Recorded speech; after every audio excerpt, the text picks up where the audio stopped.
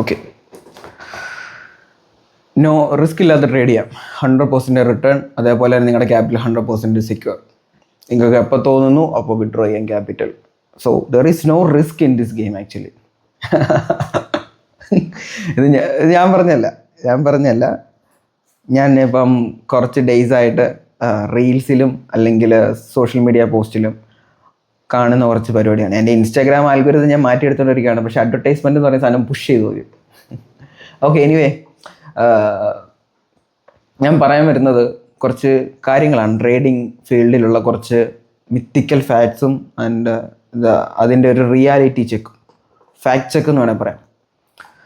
ഒന്നാമത്തെ കാര്യം എനിക്ക് പറയാനുള്ളതെന്ന് വെച്ച് കഴിഞ്ഞാൽ 100% വിൻ എന്ന് പറയുന്നൊരു സാധനം എൻ്റെ അറിവിൽ അങ്ങനെ ഒരു സാധനം ട്രേഡിങ്ങിലില്ല. Trading is a probability game. 100% ഷുവറാണ് trading is a probability game. It's a really risky game. അല്ലാതെ ഒരിക്കലും ഇത് നമുക്ക് ഒരിക്കലും എക്സ്ഷോർ ചെയ്യാൻ പറ്റത്തില്ല. പിന്നെ ചില ആൾക്കാരൊക്കെ ചെയ്യുന്നത് ഞാൻ കണ്ടിട്ടുണ്ട്. അതായത് $100 ഇടുന്നു, ഒരു വട്ടം ഫ്ലിപ്പ് ചെയ്യുന്നു, 200 ആക്കുന്നു, പിന്നെ ഫ്ലിപ്പ് ചെയ്യുന്നു 300, പിന്നെ ഫ്ലിപ്പ് ചെയ്യുന്നു 400 ആകുന്നു, ഫ്ലിപ്പ് ചെയ്തു. ചിലപ്പോൾ ഈ ഫ്ലിപ്പ് ചെയ്യുന്നതിൻ്റെ ഇടയ്ക്ക് ഇവർ എത്ര വട്ടം ഈ അക്കൗണ്ട് വാഷ് ഔട്ട് ആയിട്ടുണ്ടെന്ന് പോലും പറയുന്നുണ്ടാവില്ല. പക്ഷേ at the end of the time നമുക്ക് കാണിച്ചു തരുന്നത് ഇതാണ് സംഭവങ്ങൾ. ഇത് കാണുന്ന ഇപ്പം എനിക്കാണെങ്കിലോ അല്ലെങ്കിൽ കുറച്ചൊക്കെ ട്രേഡിങ് ചെയ്യുന്ന ഒരാൾക്കാണെങ്കിലും കാര്യം കിട്ടും, ഈ സംഭവം ഇങ്ങനെയൊന്നും അല്ല എന്നുള്ളത്. പക്ഷേ ഇത് കാണുന്ന ഒരു ബിഗിനർ എന്താണ് ചെയ്യുക? ഓക്കെ, ഇത്രയുള്ള പരിപാടി, എന്നാൽ പിന്നെ നമുക്കൊന്ന് ട്രൈ ചെയ്താന്ന് വിചാരിച്ചിട്ട് ഏതെങ്കിലും ഒരു ബ്രോക്കറിൽ, ഒന്നെങ്കിൽ ചിലപ്പോൾ ഈ വീഡിയോ ഇട്ട ആൾക്കാർ തന്നെ ചിലപ്പോൾ ബ്രോക്കറിനെ സജസ്റ്റ് ചെയ്യുന്നുണ്ടാവും. അല്ലെങ്കിൽ ഏതെങ്കിലും ഒരു ബ്രോക്കർ അവൻ്റെ അണ്ടർസ്റ്റാൻഡിങ്ങിൽ അവൻ ഫൈൻഡ് ഔട്ട് ചെയ്തിട്ട് നേരെ പോയിട്ട് എവിടെന്നെങ്കിലും കുറച്ച് ഫണ്ട് സെറ്റ് ചെയ്തിട്ട് $100 അല്ലെങ്കിൽ അവൻ എങ്ങനെയാണോ പറ്റുന്നത് ആ ഒരു എമൗണ്ട് സെറ്റ് ചെയ്തിട്ട് സെയിം പരിപാടി അവൻ ചെയ്യാൻ ശ്രമിക്കും. മോസ്റ്റ് പ്രോബബിളി വാഷ് ഔട്ട് ആവും. ഇല്ല എന്നല്ല, ചിലപ്പം പാസ്സാക്കാം. ഞാൻ പറഞ്ഞല്ലോ, ഇതൊരു പ്രോബബിലിറ്റി ഗെയിം. അതുകൊണ്ട് എനിക്ക് ഒരിക്കലും പറയാൻ പറ്റത്തില്ല ഫസ്റ്റ് ട്രൈ തന്നെ കിട്ടാം, അല്ലെ ഫസ്റ്റ് ട്രൈ തന്നെ പോകാം എന്നുള്ളൊരു സംഭവം. ഇതൊരു ലക്ക് ടെസ്റ്റിംഗ് ആണ് ആക്ച്വലി, അങ്ങനെ പറയുകയാണെങ്കിൽ. ട്രേഡിംഗ് എന്ന് പറയുമ്പോൾ തന്നെ കറക്റ്റായിട്ട് സിസ്റ്റമാറ്റിക്കായിട്ട് നമുക്ക് അതിൻ്റെ ഒരു സെറ്റപ്പും കറക്റ്റായിട്ട് റിസ്ക് മാനേജ്മെൻറ്റും കറക്റ്റായിട്ടൊരു റിസ്ക് റിവാർഡൊക്കെ ഫോളോ അപ്പ് ചെയ്തെങ്കിൽ മാത്രമേ ഒരു ലോങ് റണ്ണിൽ നമുക്ക് സക്സസ് ആവാൻ ട്രേഡിങ്ങിൽ പറ്റത്തുള്ളൂ. അത് ഞാനിപ്പോൾ പറഞ്ഞില്ലെങ്കിലും അത്യാവശ്യം ട്രേഡ് ചെയ്യുന്ന ആൾക്കാർക്ക് എല്ലാവർക്കും അറിയാവുന്നൊരു കാര്യമാണ്. അല്ലാതെ ഒരു ക്യാപിറ്റൽ ഇട്ടിട്ട് അതിൽ 100% റിട്ടേൺ എടുക്കുക, പിന്നെ അതിടുക, പിന്നെ 100% റിട്ടേൺ എടുക്കുക എന്ന് പറയുന്നത് വെറും ഫ്ലൂക്കാണ്. അത് എസ്പെഷ്യലി ഞാൻ ബിഗിനേഴ്സിനാണ് പറയുന്നത്, നിങ്ങളത് വിശ്വസിക്കരുത്. അങ്ങനെ ആരെങ്കിലും കാണിക്കുന്നുണ്ടെങ്കിൽ, അങ്ങനെ ഒരാൾ കാണിക്കുന്നുണ്ട്, അയാളത് വെളിയൊക്കെ പറയത്തില്ല. അതാണ് ഏറ്റവും വലിയൊരു കാര്യം. ഇപ്പം ഞാൻ അങ്ങനെ ചെയ്യുന്നുണ്ടെന്ന് വിചാരിക്കുക, ഞാൻ ഒരിക്കലും അത് വെളി പറയത്തില്ല. ഞാൻ ഇതിനാണത് പറയേണ്ട ആവശ്യം? അങ്ങനെ പറയില്ല. അത് ഏറ്റവും വലിയൊരു കാര്യമാണ്. പിന്നെ വേറൊരു കാര്യം, 100% വിന്നിങ് സ്ട്രാറ്റജി എന്ന് പറഞ്ഞൊരു സംഭവം. അങ്ങനെ ഒരു വിന്നിങ് സ്ട്രാറ്റജി ഉണ്ടെങ്കിൽ അതും വെളി പറയില്ല. അത് ജസ്റ്റ് ചിന്തിച്ച് നോക്കുക, സൈക്കോളജിക്കലി നിങ്ങൾ ചിന്തിച്ച് നോക്കുക.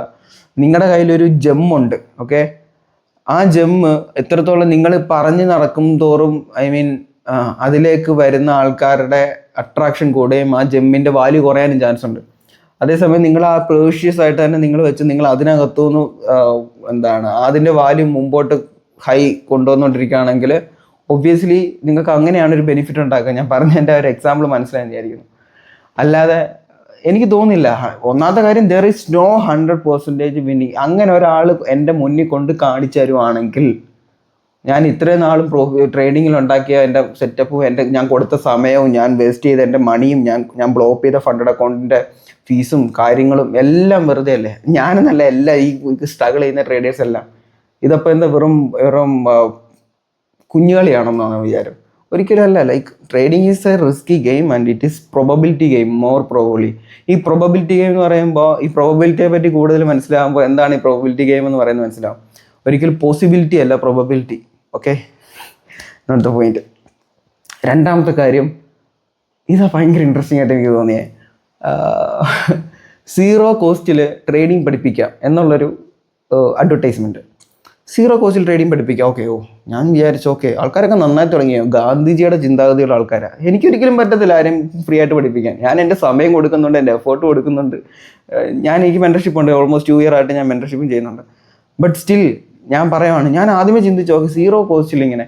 പിന്നീടാണ് ഇതിൽ ജോയിൻ ചെയ്ത ഒരാളുമായിട്ട് ഞാൻ സംസാരിച്ചപ്പോഴാണ് ഇതിനകത്ത് നടക്കുന്ന കുറച്ച് കളികളെ പറ്റി മനസ്സിലാകുന്നത്. 0 കോസ്റ്റ് ഇത് പറയുന്നതിൻ്റെ കൂട്ടത്തിൽ ഞാൻ എനിക്ക് വന്ന കുറച്ച് ഓഫേഴ്സോടെ ഞാൻ പറയാം. 0 കോസ്റ്റിൽ നിങ്ങൾ ഒരാളെ പഠിപ്പിക്കുക. ഇപ്പോൾ ഞാൻ ഒരാളെ എടുത്തു, അവന് സീറോ കോസ്റ്റിൽ പഠിപ്പിക്കുക. അവന് ഞാൻ ചെയ്യുന്ന കാര്യങ്ങളെല്ലാം പറഞ്ഞു കൊടുത്തു, ഇങ്ങനെയാണ് ചെയ്യേണ്ടത്, അല്ലെങ്കിൽ ഇതാണ് ഞാൻ ട്രേഡിങ് സെറ്റപ്പ്, ഇങ്ങനെ ചെയ്താൽ ഇങ്ങനെ എടുക്കണം, ഓക്കെ പറഞ്ഞു കൊടുത്തു. ഇനി അടുത്ത സ്റ്റെപ്പ് എന്താണ് ബിഗിനർ ചെയ്യുന്നത്? ഞാൻ എവിടെയാണ് ഇൻവെസ്റ്റ് ചെയ്യേണ്ടത്, അല്ലെങ്കിൽ ഈ എമൗണ്ട് എവിടെ ഇട്ടാണ് ഞാൻ ട്രേഡ് ചെയ്യേണ്ടത്, അവിടെയാണ് ഇവരുടെ ബ്രോക്കർ അങ്ങോട്ട് ഇൻട്രൊഡ്യൂസ് ചെയ്യുന്നത്. സോ ഇപ്പോൾ ഒരാൾ വന്നിട്ട് ആ ഒരു ബ്രോക്കറിൽ ഫണ്ട് ഇടുമ്പോൾ ഈവൻ ഡെപ്പോസിറ്റ് ചെയ്യുമ്പോൾ തന്നെ, ട്രേഡ് ചെയ്യേണ്ട, ഡെപ്പോസിറ്റ് ചെയ്യുമ്പോൾ തന്നെ കുറച്ച് കമ്മീഷൻ നമ്മുടെ അക്കൗണ്ടിലേക്ക് കയറും. പറഞ്ഞ് മനസ്സിലായില്ലേ? പിന്നീട് അവൻ ട്രേഡ് ചെയ്ത് ഉണ്ടാക്കുന്ന ഓരോ പ്രോഫിറ്റിൻ്റെയും കുറച്ച് എമൗണ്ട് കമ്മീഷനായിട്ട് നമുക്ക് കിട്ടിക്കൊണ്ടിരിക്കും. ലിറ്ററലി പറയുകയാണെങ്കിൽ ഇതൊരു മണി ചെയിൻ പോലെയാണ്. ആൾക്കാരെ ആഡ് ചെയ്ത് പൈസ ഉണ്ടാക്കുക എന്നുള്ളൊരു പരിപാടി. അതിന് ട്രേഡിംഗ് എന്ന് പറയുന്ന ഒരു സംഭവത്തെ, അല്ലെങ്കിൽ ട്രേഡിംഗ് ക്ലാസ് കൊടുക്കുക എന്ന് പറയുന്ന സംഭവത്തെ പിടിച്ചുകൊണ്ട് ബ്രോക്കറിനെ പ്രൊമോട്ട് ചെയ്യാണ് ആക്ച്വലി ചെയ്യുന്നത്. Okay, if they are making money out of it, okay, it's okay, fine, ഞാൻ അതിനെ കുറ്റം പറയല്ല. ഇതാണ് എൻ്റെ റിയാലിറ്റി. കാര്യം എനിക്ക് ഒരു ഓഫർ വന്നിട്ടുണ്ടായിരുന്നു ബ്രോക്കർ മാനേജ് ചെയ്യാനായിട്ട്. അപ്പോൾ അതിൽ ഇങ്ങനെ അവർ പറഞ്ഞ സംഭവം എന്ന് വെച്ച് കഴിഞ്ഞാൽ, ഓരോ ആൾക്കാർക്ക് ഇത്ര കമ്മീഷൻ വെച്ച് തരാം. $100 ഡെപ്പോസിറ്റ് ചെയ്യുന്നതെങ്കിൽ ഇത്ര കമ്മീഷൻ വെച്ച് തരാം. പിന്നെ അവരെടുക്കുന്ന പ്രോഫിറ്റിൻ്റെ ഓരോ ലോസ് ആണെങ്കിൽ നമുക്ക് പ്രത്യേകിച്ചൊന്നുമില്ല, അവരുടെ കയ്യിൽ നിന്ന് അക്കൗണ്ട് വാഷ് ഔട്ട് ആവുക എന്നുള്ളതേ ഉള്ളൂ. അവരുണ്ടാക്കിയ പ്രോഫിറ്റിൻ്റെ ഇത്ര % നമുക്ക് കിട്ടിക്കൊണ്ടിരിക്കാം. സേ ഫോർ ആൻ എക്സാമ്പിൾ, ഞാനൊരു 10 പേരെ ഇപ്പം മെൻറ്റ് ചെയ്തിട്ടുണ്ടെന്ന് വിചാരിക്കുക. ഇപ്പം ഞാൻ മെൻറ്റ് ചെയ്തെങ്കിൽ ഞാനിപ്പോൾ പറയുന്ന കാര്യങ്ങളായിരിക്കും അവർ ഏറ്റവും കൂടുതൽ ചെയ്യാനായിട്ട് ശ്രമിക്കുക. അപ്പം അങ്ങനെ പറയുമ്പോൾ അവർ ഒബ്വിയസ്ലി ഞാൻ സജസ്റ്റ് ചെയ്യുന്ന ബ്രോക്കറായിരിക്കും എടുക്കുക. ആ ബ്രോക്കറിലായിരിക്കും അവർ ഡെപ്പോസിറ്റും ചെയ്യുക. അപ്പം അതുകൊണ്ട് തന്നെ ഈ നിൽക്കുന്ന ഈ IB മാനേജർക്ക്, അതായത് അല്ലെങ്കിൽ the person who are promoting the broker, they get A huge profit out of it. അപ്പം നിങ്ങളെ പഠിപ്പിച്ചുണ്ടാക്കാൻ, അല്ലെങ്കിൽ നിങ്ങളുടെ ടൈം, അവർ ഏറ്റവും കൂടുതൽ ടൈം ഇൻവെസ്റ്റ് ചെയ്തേക്കുന്നത് അവരുടെ ട്രേഡിങ് സ്കില്ലിലല്ല. ഒബ്വിയസ്ലി അവർ ആ ഒരു ബ്രോക്കറിൻ്റെ IP കിട്ടാനോ, അല്ലെങ്കിൽ അങ്ങനെയുള്ള കണക്ഷനുകൾ, IB മാനേജർ ആവാനുള്ള കണക്ഷനുകളാണ് ഏറ്റവും കൂടുതൽ അവരുടെ ടൈം അവർ സ്പെൻഡ് ചെയ്തിട്ടുള്ളത്. അതുകൊണ്ട് തന്നെയാണല്ലോ അവർ അത് സെല് ചെയ്യുന്നത്. മനസ്സിലായോ? അപ്പം അത് ഏറ്റവും മെയിനായിട്ട് മനസ്സിലാക്കുക. ലൈക്ക് ഈ സീറോ കോസ്റ്റിൽ പഠിപ്പിക്കുന്ന ആൾക്കാരെല്ലാം they are promoting their broker. Nothing wrong on it. Okay, നിങ്ങൾക്ക് ചിലപ്പം ഇപ്പം ഓക്കെ അങ്ങനെ പ്രൊമോട്ട് ചെയ്താൽ എന്താ, നല്ല രീതിയിൽ സർവീസ് ചെയ്യുന്ന ഒരു ബ്രോക്കർ അത് പ്രൊമോട്ട് ചെയ്ത് അതിൻ്റെ ക്യാഷ് കിട്ടി, അതിൽ ട്രേഡ് ചെയ്ത് മുമ്പോട്ട് പോയിക്കൂടെ എന്നുള്ള രീതിയിൽ ചിന്തിക്കാം അല്ലേ? നമുക്ക് വിഡ്രോയിൽ കറക്റ്റ് കിട്ടുന്നുണ്ട്. അപ്പോൾ അവർ കമ്മീഷൻ, നമ്മളിപ്പോൾ ഫണ്ടഡ് അക്കൗണ്ട് ട്രേഡ് ചെയ്താലും അതിൽ കമ്മീഷൻ ഉണ്ടല്ലോ. അങ്ങനെ നോക്കുവാണെങ്കിൽ കമ്മീഷൻ ഇല്ലാതെ ഒന്നിലും ട്രേഡ് ചെയ്യാൻ കഴിയില്ലല്ലോ എന്നൊക്കെ ചോദ്യം വരികയാണെങ്കിൽ നിങ്ങൾ ഒരു കാര്യം ചിന്തിക്കുക. നിങ്ങൾ നിങ്ങൾ ഫണ്ട് കൂടുതലിട്ട് ട്രേഡ് ചെയ്ത് വിഡ്രോയിലേക്കൊക്കെ ചെല്ലുമ്പോൾ നിങ്ങൾക്ക് മനസ്സിലാവും ഇതിൻ്റെ ഒരു റിയൽ ഗെയിം എന്താണെന്നുള്ളത്. ഇപ്പോൾ നിങ്ങളൊരു $1,000 നിങ്ങളിട്ട്, അല്ലെങ്കിൽ ഒരു $5,000 നിങ്ങളിട്ട് ട്രേഡ് ചെയ്യാണ്. നിങ്ങൾ ഒരു certain എമൗണ്ട് നിങ്ങൾ ലോസ് ആക്കി. ഞാൻ ഇതിനെപ്പറ്റി നേരത്തെ ഒരു വീഡിയോയിൽ പറഞ്ഞിട്ടുണ്ട്. ഒരാൾ ദുബായിൽ നിന്ന് എന്നെ കോൺടാക്ട് ചെയ്തതാണ്. ആളൊരു $5,000 ആഡ് ചെയ്തതാണ്. അതിനകത്തുനിന്ന് അയാൾ ട്രേഡ് ചെയ്ത് $2,000 ആൾ കളഞ്ഞു. അപ്പോൾ അയാൾ വിചാരിച്ചു ഓക്കെ, ഇനി എന്തോലും എനിക്ക് ചെയ്യാൻ വയ്യ, എന്തായാലും ഈ 3,000 ഒക്കെ വിഡ്രോ ചെയ്യാം. പക്ഷേ ബട്ട് ദ ടൈം ഓഫ് വിഡ്രോയിൽ അങ്ങോട്ടേക്ക് ആൾ ചെന്നിട്ട് ഈ വിഡ്രോയിൽ റിക്വസ്റ്റ് കൊടുക്കുമ്പോൾ അവർ പറയുന്നത് വിഡ്രോ ചെയ്യാൻ കഴിയില്ല എന്നുള്ളതാണ്. അതിന് റിക്വസ്റ്റ്, അതിൻ്റെ കാരണം എന്താണെന്ന് അവരുടെ സപ്പോർട്ടിങ് ടീമിന് മെയിൽ ചെയ്തപ്പോൾ അവർ പറയുന്നത് വെച്ച് കഴിഞ്ഞാൽ, നിങ്ങൾ ഇനിഷ്യലി ഇൻവെസ്റ്റ് ചെയ്ത് $5,000 ആണ്. അപ്പോൾ ആ $5,000 നിങ്ങൾ ആക്കണം. ഒന്നെങ്കിൽ നിങ്ങൾ ട്രേഡ് ചെയ്ത് $5,000 എത്തിക്കണം, 3,000 നിന്ന് 5,000 എത്തിക്കണം. ചിന്തിക്കണം, $3,000 നിന്ന് $5,000 എത്തിക്കണം. എത്ര % റിട്ടേൺ ആണ് അവിടെ വരുന്നത്, അത് ചിന്തിക്കണം. ഓക്കെ, രണ്ടാമത്തെ കാര്യം, ഇത് പറ്റത്തില്ലെന്നല്ല ഞാൻ പറയുന്നത്, പക്ഷേ ചിന്തിക്കണം. ഒരു ബിഗിനർ ചെയ്യേണ്ട ഒരു കാര്യമാണ്. അല്ലെങ്കിൽ ഒരു ബിഗിനർ ഒരിക്കലും കൊണ്ടുപോയിട്ട് ഇത്ര മണി കൊണ്ടുപോയിട്ട് ഒരു സാധാ ബ്രോക്കറിൽ ഇടത്തില്ല. എന്നാലും നോട്ട് ദ പോയിന്റ്. ഓക്കെ, 3,000 നിന്ന് $5,000 ഉണ്ടാക്കണം. അതേപോലെ തന്നെ എന്താണ്, ഒന്നെങ്കിൽ നമ്മൾ പ്രോഫിറ്റ് ജനറേറ്റ് ചെയ്ത് 5,000 ആക്കുക, അല്ലെങ്കിൽ ബാലൻസ് എമൗണ്ട് $2,000 ഡെപ്പോസിറ്റ് ചെയ്യുക, എന്നിട്ട് നിങ്ങൾക്ക് വിഡ്രോ ചെയ്യാമെന്നാണ് പറയുന്നത്. അപ്പോൾ നിങ്ങൾക്ക് ഒരു അത്രത്തോളം ക്യാഷ് ലോസ് ആയ ഒരാൾ പിന്നെ ഒരു 2,000 ഇടുമെന്ന് നിങ്ങൾക്ക് മോസ്റ്റ് പ്രോബ്ലി സൈക്കോളജിക്കലി ചിന്തിച്ച് നോക്കുക, ഒരിക്കലും ഇടാൻ ചാൻസ് ഇല്ല. അപ്പോൾ ഈ മറ്റേ $3,000 എന്ത് ചെയ്യും, ഹോൾഡ് ചെയ്യും. പിന്നെ പതിയെ പോകെ നമ്മൾ വേണേൽ വിചാരിക്കും കുറേ നാൾ കഴിഞ്ഞ് ട്രേഡ് ചെയ്ത് പ്രോഫിറ്റ് ആക്കിയിട്ട് വിഡ്രോ ചെയ്യാം. പക്ഷെ അവിടെ ചെല്ലുമ്പോഴേ ഓരോരോ എക്സ്ക്യൂസസ് പറയും. സോ ഞാൻ ഒരിക്കലും ചെയ്തിട്ടില്ല. I never did it. എനിക്കിങ്ങനെ ഒരു അബദ്ധവും പറ്റിയിട്ടില്ല. ബിക്കോസ് തുടക്കത്തിൽ ട്രേഡിങ്ങിലേക്ക് വന്നപ്പോൾ തന്നെ എല്ലാ കാര്യത്തെയും സയൻറ്റിഫിക്കായിട്ട് അപ്രോച്ച് ചെയ്യാൻ തുടങ്ങേണ്ടായിരിക്കാം മേ ബി ഈ കാര്യങ്ങളൊക്കെ ജസ്റ്റ് മനസ്സിലാക്കി തുടങ്ങിയത്.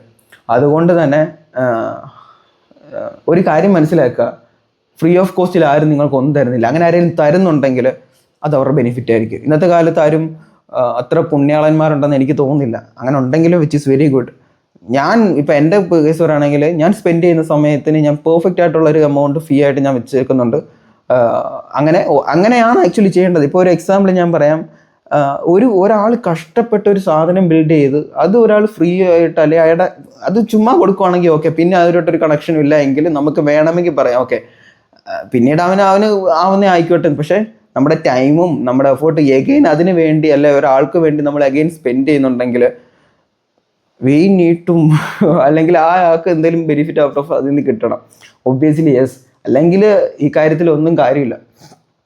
അതൊരു വലിയൊരു കാര്യമാണ്. അതേപോലെ തന്നെ മനസ്സിലാക്കേണ്ട ഒരു കാര്യം, ഇത്ര കഷ്ടപ്പെട്ട് ഉണ്ടാക്കിയ ഒരു സെറ്റപ്പ് അല്ലെങ്കിൽ ഒരു മോഡല് ആർക്കും ഫ്രീ ആയിട്ട് കൊടുക്കാൻ കഴിയില്ല. അത് അയാളെ ഇപ്പം ഞാനിപ്പോൾ എൻ്റെ മെൻറ്റർഷിപ്പിൽ ഞാൻ എല്ലാവർക്കും ഫ്രീ ആയിട്ട് അഡ്മിഷൻ കൊടുക്കുകയാണെങ്കിൽ അത് എന്നെ ഞാൻ ഡിസ്റെസ്പെക്ട്, എൻ്റെ ഓൾഡ് വേർഷനെ ഞാൻ എൻ്റെ സ്ട്രഗിൾ ചെയ്ത വേർഷനെ ഞാൻ ഡിസ്റെസ്പെക്ട് ചെയ്യുന്ന പോലെയാണ്. സോ ഞാൻ ജസ്റ്റ് പറഞ്ഞതേ ഉള്ളൂ. ഈ 2 കാര്യങ്ങൾ മെയിനായിട്ട് മനസ്സിലാക്കുക. പിന്നെ കുറേ കാര്യങ്ങൾ ഇതിനകത്ത് പറയാനുണ്ട്. Trading is A part time job, അല്ലെങ്കിൽ 24/7 അവേഴ്സ് 24/5 അവേഴ്സ് ഫോറക്സിൽ ട്രേഡ് ചെയ്യാം. നിങ്ങൾക്ക് ജോലി കഴിഞ്ഞിട്ട് വരുന്ന ആൾക്കാരാണോ? ഒന്നും കൊണ്ടും പേടിക്കണ്ട. നിങ്ങൾ ജോലി കഴിഞ്ഞിട്ട് വരൂ, ഇരുന്ന് ട്രേഡ് ചെയ്യും. ഒരു IT എംപ്ലോയി ഒക്കെ നോക്കുവാണെങ്കിൽ അവർ ഓഫീസിലെ പ്രഷർ, അത് കഴിഞ്ഞ് നേരെ വന്ന് ട്രേഡിങ്, ഓക്കെ 9 to 5 ജോബ് കഴിഞ്ഞിട്ട് പിന്നെ വന്ന് ട്രേഡിങ് കുത്തിയിരുന്ന് അവിടുന്ന് പൈസ ഉണ്ടാക്കാൻ നോക്കും. ഇങ്ങനെയൊന്നും അല്ല ട്രേഡിങ്. ഐ മീൻ നിങ്ങളുടെ ആ ലേണിംഗ് കർവിൽ വേണമെങ്കിൽ നിങ്ങൾ ജോലിയുടെ കൂട്ടത്തിൽ നിങ്ങളിത് കണ്ട് നിങ്ങൾക്ക് ഒരു ടൈം നിങ്ങൾ സ്പെൻഡ് ചെയ്ത് മുമ്പോട്ട് കൊണ്ടുപോകാം. നിങ്ങൾക്ക് വൺസ് സെറ്റപ്പ് കിട്ടുന്ന വരെ. പിന്നെ അതിനകത്തുനിന്ന് നിങ്ങൾക്ക് കൂടുതൽ ടൈം ഇൻവെസ്റ്റ് ചെയ്ത് പതിയെ നിങ്ങൾ അതിനകത്തൊരു എഡ്ജ് ബിൽഡ് ചെയ്ത് അതിനകത്തുനിന്ന് ഒരു വേ ഔട്ട് നിങ്ങൾ പതിയെയാണ് എടുക്കുന്നത്. ഞാൻ ഇതിന് ഒരു വീഡിയോയ്ക്ക് മുന്നേ ഇട്ട വീഡിയോ നിങ്ങൾ കണ്ടു കഴിഞ്ഞാൽ അറിയാം. ഡോണ്ട് ടെൽ യുവർ പേരൻസ് എന്ന് പറഞ്ഞിട്ടൊരു സംഭവം ഉണ്ട്, ദാറ്റ് യു ആർ ട്രേഡിങ്. ആ ഒരു വീഡിയോയ്ക്ക് അത്തേനത് പറഞ്ഞിട്ടുണ്ട്. അങ്ങനെയാണ് ഒരു എഡ്ജ് അല്ലെങ്കിൽ ഒരു സംഭവം ബിൽഡപ്പ് ചെയ്തെടുക്കുക. ഇത്രയും വലിയൊരു പ്രോസസ്സ് ഉള്ളൊരു സാധനത്തെ ചുമ്മാ ആരോ വന്നിരുന്നിട്ട് 100% റിട്ടേൺ അല്ലെങ്കിൽ ഫ്രീ ആയിട്ട് തരാം അല്ലെങ്കിൽ ഇത് എന്നൊക്കെ പറയുമ്പോൾ കേൾക്കുമ്പോൾ ഞാൻ വിചാരിക്കുന്നതാണ്, ഇതിനെ ഞാൻ ആരെയും മെൻഷൻ ചെയ്യുകയല്ല. ഇതൊരു ഇപ്പോഴത്തെ ഫീൽഡ് എന്ന് പറയുന്നത് മണി ഓറിയൻറ്റഡ് ഫീൽഡാണ്. എസ്പെഷ്യലി എങ്ങനെയെങ്കിലും ക്യാഷ് ഉണ്ടാക്കുക എന്നുള്ളൊരു ലക്ഷ്യം മാത്രമാണ്. അത് മാത്രമാകുമ്പോഴാണ് ചില കാര്യങ്ങൾ ബിസിനസ് മൈൻഡിലേക്ക് മാത്രം പോകുന്നത്. അവിടെ പല ബന്ധങ്ങളും വളരില്ല, അവിടെ പല ഇമോഷണൽ ബോണ്ടുകളും നടക്കില്ല. അങ്ങനെ വരുംതോറും പതിയെ ആ ഒരു കമ്മ്യൂണിക്കേഷനോ അല്ലെങ്കിൽ ആ ഒരു കമ്മ്യൂണിറ്റിയുടെ നിലനിൽപ്പിനെ അത് ബാധിക്കും. സോ ഓൾവേസ് ഒരു കാര്യം ചെയ്യുന്നതിന് മുന്നേ ജസ്റ്റ് ചിന്തിക്കുക, അത്രയേ ഉള്ളൂ. നിങ്ങളെല്ലാം ചോറ് തിന്നുന്ന ആൾക്കാരല്ലേ? അല്ലെങ്കിൽ മലയാളികളല്ല എൻ്റെ വീഡിയോ കാണുന്നത്, ചോറ് തിന്നുന്ന ആൾക്കാരല്ലേ? ഒന്ന് ചിന്തിച്ചാൽ പോരെ. അതായത് 100% നിങ്ങൾ വണ്ടി എടുത്ത് വെളിയിലോട്ട് ഇറങ്ങുവാണെങ്കിൽ അതിൽ റിസ്ക് ഉണ്ട് എന്നും പറഞ്ഞ് നിങ്ങൾ വണ്ടി ഓടിക്കാതിരിക്കുകയാണോ? അല്ല, ലോകത്ത് നമ്മൾ എന്ത് ചെയ്യും. ഇപ്പം ഞാൻ ഇവിടെ ഇരിക്കുന്നു, ഈ മേലിരിക്കുന്ന ഫാൻ ഇടിഞ്ഞ് എൻ്റെ തലയിൽ വീഴില്ല എന്നുള്ള ഒരു ഉറപ്പുമില്ല. പക്ഷെ ഞാൻ ട്രസ്റ്റ് ചെയ്യുന്നു ആ ഫാനിനെ, ഈ ബിൽഡിങ്ങിനെ, അല്ലെങ്കിൽ ആ ഒരു കൺസ്ട്രക്ഷനെ ഞാൻ ട്രസ്റ്റ് ചെയ്യുന്നു. അതാണ് ഈ സെറ്റപ്പ് എന്ന് പറയുന്ന സംഭവം. നമുക്കൊരു സോളിഡ് ആയിട്ടുള്ള ഒരു സംഭവം സെറ്റപ്പ് ബിൽഡ് ചെയ്തിട്ട് നമ്മൾ മാർക്കറ്റിലേക്ക് പോകുമ്പോൾ നമ്മൾ ട്രസ്റ്റ് ചെയ്യുന്നൊരിക്കലും മാർക്കറ്റിനെയല്ല, നമ്മളെയാണ്, നമ്മുടെ സെറ്റപ്പിനെയാണ്. അത് ആദ്യം മനസ്സിലാക്കുക. ഈ ഒരു സ്ട്രോങ് മൈൻഡ് സെറ്റിൽ മാത്രമേ നമുക്ക് ട്രേഡ് ചെയ്യാൻ കഴിയുള്ളൂ. Once you are in loss, നിങ്ങൾ മനസ്സിലാക്കുക സെറ്റപ്പാണ്, അല്ലാതെ ഇതൊരിക്കലും 100% റിട്ടേൺ തരുന്ന ഒരു സാധനമല്ല. ഈ ഏറ്റവും കൂടുതൽ ടോക്സിക് ആക്കുന്ന വെച്ച് കഴിഞ്ഞാൽ ഇങ്ങനെയുള്ള സംഭവങ്ങൾ കേട്ട് ഈ ബിഗിനേഴ്സ് ഒരു ലോസ് ഉണ്ടാകുമ്പോഴേ അവർ ചിന്തിച്ചു തുടങ്ങും അവർ ഉടനെ അവർ സെറ്റപ്പ് മാറ്റണം, അല്ലെ അടുത്ത കൂടുതൽ വിൻറേറ്റുള്ള സെറ്റപ്പിലേക്ക് സ്വിച്ച് ചെയ്യണം. ഇതൊക്കെയാണ് ഒരു കുഴപ്പം.